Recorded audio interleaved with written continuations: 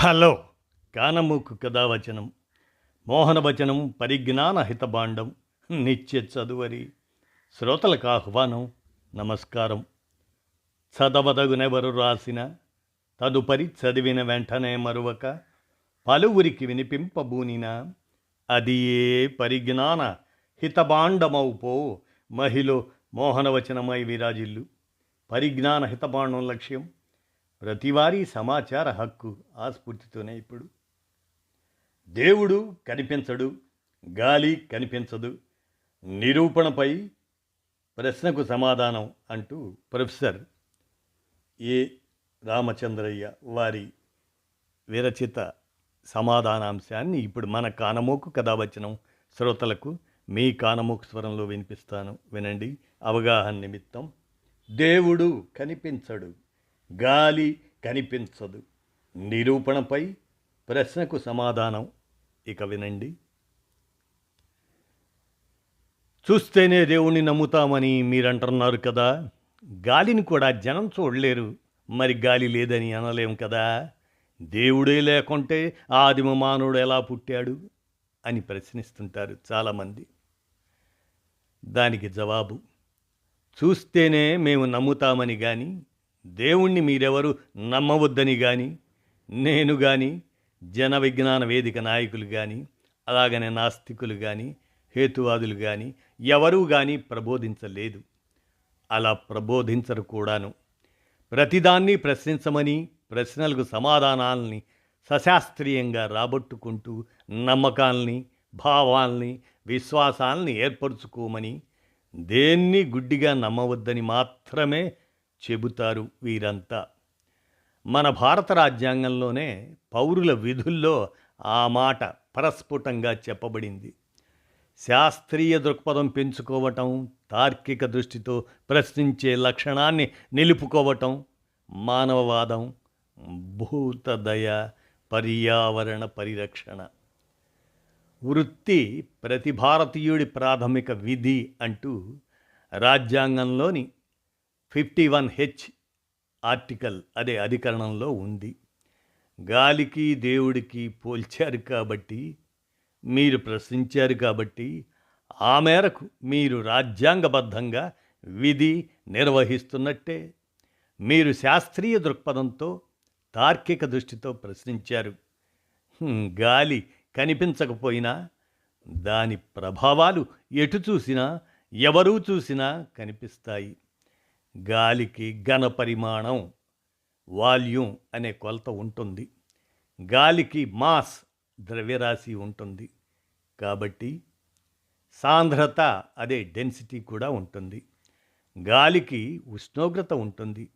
గాలిని చూడలేకపోయినా ఉష్ణోగ్రతను తగ్గిస్తే ద్రవరూపానికి చేరుకుంటుంది. అప్పుడు అదే గాలిని సులభంగా చూడగలం. మామూలు గాలిలో సుమారు 80% వరకు నైట్రోజన్ ఉంటుంది. గది ఉష్ణోగ్రత దాని దగ్గర ఒక ఖాళీ బెలూన్లోకి సుమారు 22 లీటర్ల నైట్రోజన్ను ఊదినట్లయితే ఆ బెలూన్ బరువు ఖచ్చితంగా 28 గ్రాములు ఉంటుంది. అదే బెలూన్లోకి అంతే ఘన పరిమాణం గల ఆక్సిజన్ను ఉంచినట్లయితే 32 గ్రాములు బరువు తూగుతుంది.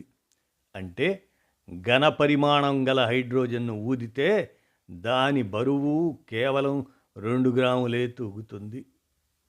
28 గ్రాములు కనిపించని నైట్రోజన్ను ఒక దట్టని గోడలు ఉంటే ఆ ఉండే పాత్రలోకి పంపి ఉష్ణోగ్రతను 200 సెంటీగ్రేడ్కి తగ్గిస్తే సలసల కాగే నీళ్లలాగా పొగలు చిమ్మే నైట్రోజన్ ద్రవాన్ని మనం కళ్ళతో చూడగలం. ఇలా ప్రతి వాయువును నిర్దిష్ట తక్కువ ఉష్ణోగ్రతకు తీసుకెళ్తే అన్ని వాయువులు ద్రవాల్లాగా గ్లాసులో నీళ్లున్నట్లుగా కనిపిస్తాయి. ఆ ద్రవాలు ఉష్ణోగ్రతను ఇంకా తగ్గిస్తే ఐసుగడ్డలా గట్టిగా రాయిలా ఉండే గాలిని, ఇలా మామూలుగా కనిపించని గాలిని మన పంచేంద్రియాలలో సరైన పద్ధతిలో ప్రత్యక్షంగా పరిశీలించగలం. ఇంకో విషయం, ఇలా గాలిని లేదా ఏదేని వాయువును మీరు, నేను, మా పక్కింటి వెంకటేశ్వరరావు గారు, ఎదురింటి మేరీ, ఎలిజబెత్, మా డ్రాయింగ్ మాస్టర్ సీతారామ శాస్త్రి, టిబెట్లోని దలైలామా, వాటికన్లోని పోప్, స్వర్ణ దేవాలయానికి వెళ్ళే రణవీర్ సింగ్ మొదలైన వారు ఎవరైనా సరే 200 సెంటీగ్రేడ్కి తీసుకెళ్తే అందరికీ కనిపిస్తుంది. ఒకే విధంగా కనిపిస్తుంది అందరికీ. వేరు మతాల వాళ్ళకి వేరు రంగుల్లో వేరు రూపాల్లో కనిపించదు. అది నాస్తికులకు కూడా కనిపిస్తుంది, వారికి అదే విధంగా కనిపిస్తుంది. కాబట్టి గాలి కనిపించడం లేదనటం కరెక్ట్ కాదు. మీరు మామూలు పరిస్థితుల్లో చూసి తాగే మంచినీరు కూడా 100 సెంటీగ్రేడ్ దాటాక కనిపించదు. దాని అర్థం నీరు మాయమైనట్టు కాదు, కనిపించని ఆవిర్లే వెనువెంటే వర్షాలుగా మారాయి. మరి కనిపించని ఆ దేవుణ్ణి ఏ ఉష్ణోగ్రత దగ్గరికి తీసుకెళ్తే కనిపిస్తాడో మీరే చెప్పాలి.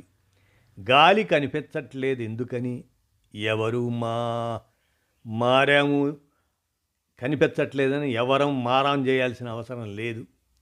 ఎవరైనా మూర్ఖులు అలా అంటే గాలిని చల్లబరిచి ద్రవరూపంలో చూపవచ్చు.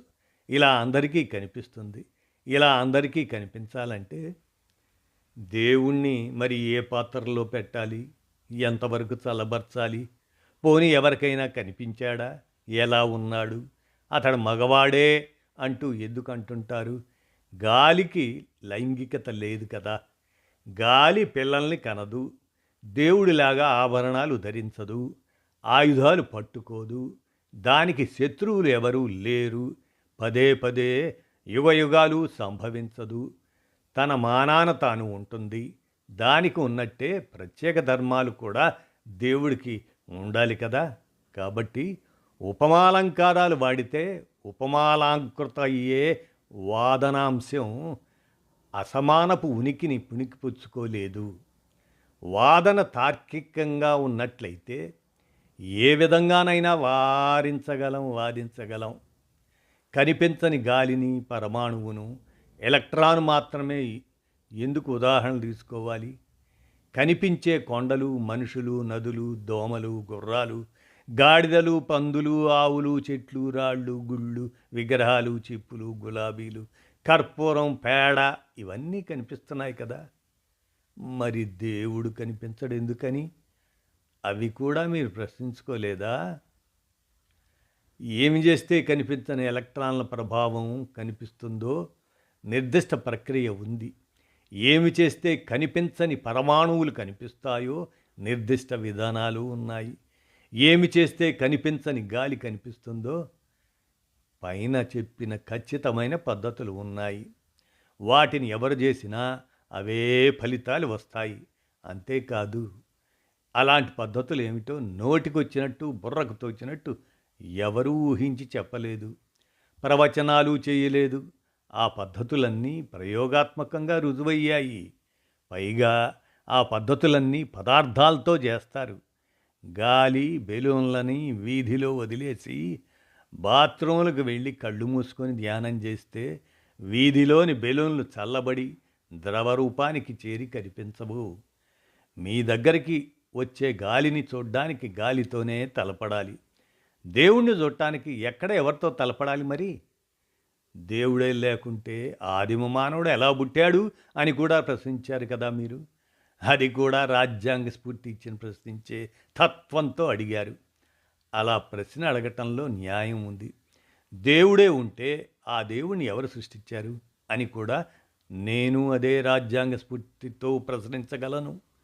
దేవుడు తనంత తానుగా సృష్టించుకుంటాడని, అతనికి ఆది అనంతం అంతం మధ్య లయములన్నీ ఉన్నవాడని, ఒకసారి లేనివాడని, మరోసారి ఇందుగలడని అందుగలేడని సందేహం ఎట్లా ఎక్కడైనా సరే కలడని అనుకుంటే ఆ వ్యవస్థకు రూపం లేదు.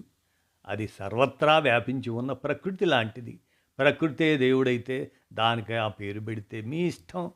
అందులోంచే మనిషి పుట్టాడు, అందులోనే అన్నీ ఉన్నాయి. మా ప్రకృతి వేరు, మీ ప్రకృతి వేరు అంటూ తగాదాలు పెట్టుకుంటామా? మా సూర్యుడు వేరు, మీ సూర్యుడు వేరు అంటూ కక్షలేం పెంచుకుంటామా చెప్పండి?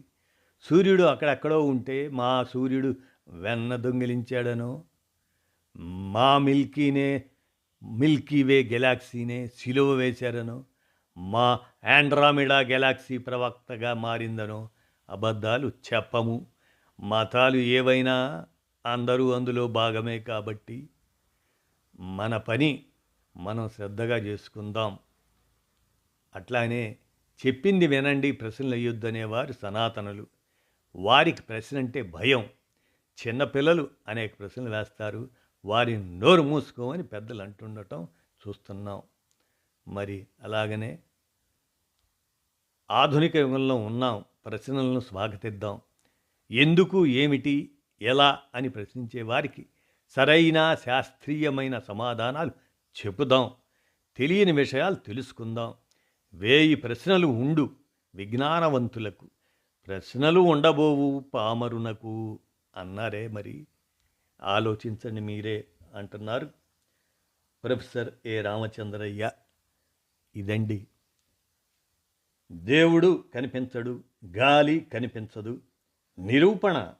ఆ ప్రశ్నకు సమాధానం ఆ విధంగా ప్రొఫెసర్ ఏ రామచంద్రయ్య గారు అందజేసిన దాన్ని మన కానమూకు కథ వచ్చిన శ్రోతలకు అవగాహన నిమిత్తం వినిపించాను. మరి మీరు ఆలోచించండి, మీరు ప్రశ్నించండి. ఉంటాం. ధన్యవాదాలు.